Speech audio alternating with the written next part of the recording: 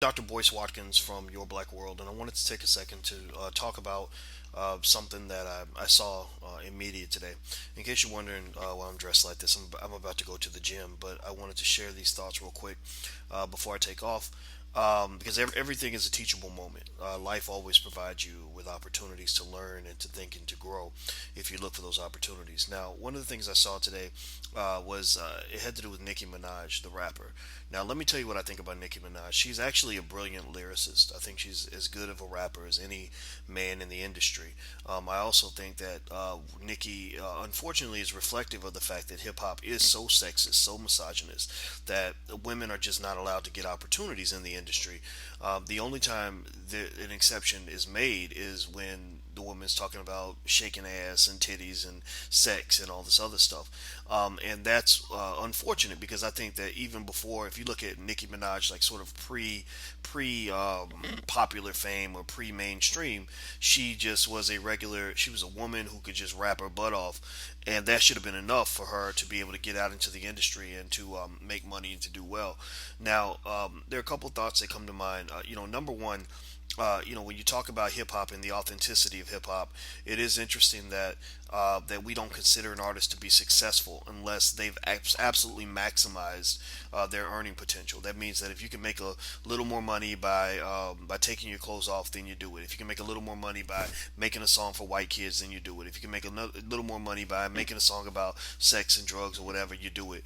And that's a problem because to me, I think Nicki would be just as meaningful of an artist if she was making $500,000 a year as she is making $8 million a year, or whatever she makes, right? And the reason I make that point is because if Nicki Minaj was, say, an artist making $500,000 a year, she could probably be more authentic to who she is as a person. She wouldn't have to do all these degrading things, things that are degrading. I think at least to herself and definitely to all women out here, in order to make that extra buck.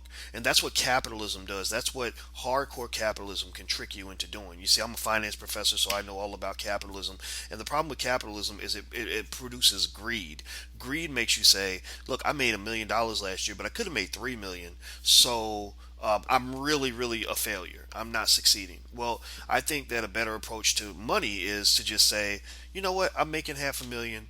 I'm good. I don't need to make 5 million. Sure, I can make 5 million by selling my soul and selling my ass and really just acting a fool and embarrassing my people and destroying the lives of young children when I give them the wrong message. But I'm not going to do that.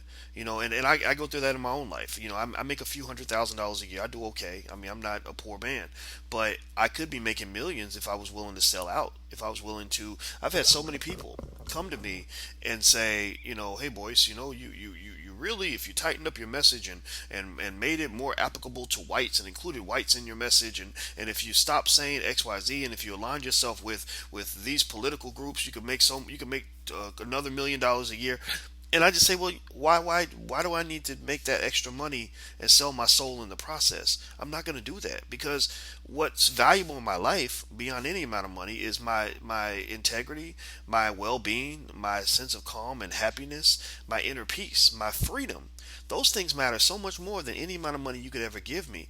And it's not like I don't have these ideas because I'm some noble person. I'm just a regular person. But it's astonishing to me that more people don't think like that. I mean, I'm like, why? I see all these people out here that are trained to go out cooning for cash, go out and sell out for that extra dollar bill to destroy their lives for an extra $15,000, $20,000 a year, and it doesn't make any sense to me. You've got to find your happiness. You've got to make sure you're connected to your purpose. That's what's going to give you true wealth. That goes far beyond any amount of money. So I think with Nicki Minaj, what's ironic is Nicki Minaj was recently upset because she asked to go speak at her old high school and she wanted to do some MTV shoot there, and they didn't they wouldn't let her come to the school. And so Nikki was mad and said, I guess I can't go. She tweeted, I guess I can't go and inspire children. And it's like, I thought that was kind of silly because number one, I don't think that Nikki should be confused as to why anybody would consider her to not be an adequate role model for young people. I mean, okay, so if she's going to go and give a message about how to be successful, what is your message? Like, if you want to understand that, if you want to think about her message, what is it? Let's watch her video Anaconda. If you look at that video, at least probably 10 times or more, Nikki says, "I got a fat ass. I got a fat ass. I got a fat ass. These skinny bitches don't want that because I got a fat ass."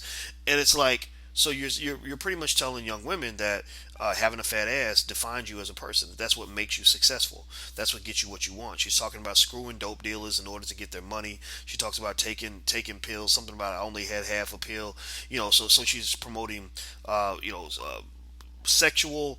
I wouldn't say sexual immorality because I don't want to get into the morality police thing. I believe sex is natural. I think it's okay to enjoy sex. So you ain't gonna get that from me. But at the same time, I think disrespecting the power and the importance of sex can be a detrimental message. I think that the idea that you're telling young girls, I'm screwing a dope dealer because I think it's cool that he slangs cocaine and he buys me, Gucci or whatever. Like, are you serious right now?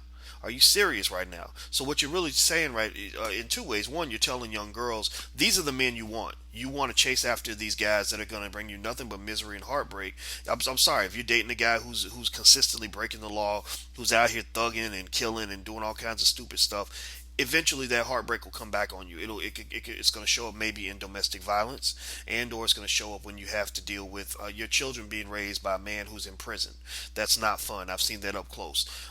The other thing is that you're telling young men, like, look, if you want to get a woman like me who got a fat ass, because obviously that's what makes me a great woman, then you need to go out here. You need to be slanging. You don't want to be studying and all that stuff. You don't want to be a mathematician. Like she could have just said, I'm really attracted to him because he's smart. I'm really attracted to him because he works hard. I'm really attracted to him because he provides for his family. I'm really attracted to him because he's a hardworking man who believes in something, who helps his community. You can send a message like that in music, but no, it's like I want him because he slangs cocaine. Really? So here's the thing. Nicki Minaj may say that she's not getting a chance to go inspire kids. Get the hell out of here with that crap. You are a role model, girl. You are the ultimate role model. You are teaching young children every single day on the radio. When you make a song and you say, I sucked his dick because he got money and he slangs cocaine, then you are a role model. You are sending a clear message and you are telling women what kind of man they want. You're telling them how to get what they want. You're telling them who they are as people. And I think that should be a message that's offensive to everybody. And what's really astonishing here on this is that, or interesting, I think, is I'm not here to try to say that Nicki Minaj is a bad person for for how she's pursuing her career. What I'm saying is that Nikki too is a victim of this. She's a victim of a misogynist industry that has led young female rappers to believe that I'm not going to get ahead unless I show some ass and present some lyrics that really demean who I am as a person. That's really what I want to say about that. I feel a little awkward talking about this particular issue because I don't want to get into the whole gospel of trying to tell women what to do and how to live and people do what they do. I mean, everybody likes sex. Let's just get that on the table. Everybody's out here doing whatever they're going to do behind closed doors. In fact, there's probably not a lot of stuff Nikki's doing in the video that a lot of people won't do behind closed doors. But at the same time, there is a line of decency and integrity, and there is kind of a line in terms of the type of message that we give young children, particularly when it comes to what you have to do to be successful. I would love to see the old Nicki Minaj, the true lyricist, just spitting those lyrics, tearing men to pieces with her brilliance and her capability and her skill, and not thinking I'm gonna get ahead because I got a fat ass and I'm sleeping with a dope dealer who's gonna give me money. That's, in my opinion, not very empowering. I'd love to hear what you think. I'm Dr. Boyce Watkins from Your Black World. Take care. God bless. I'm gone. Peace.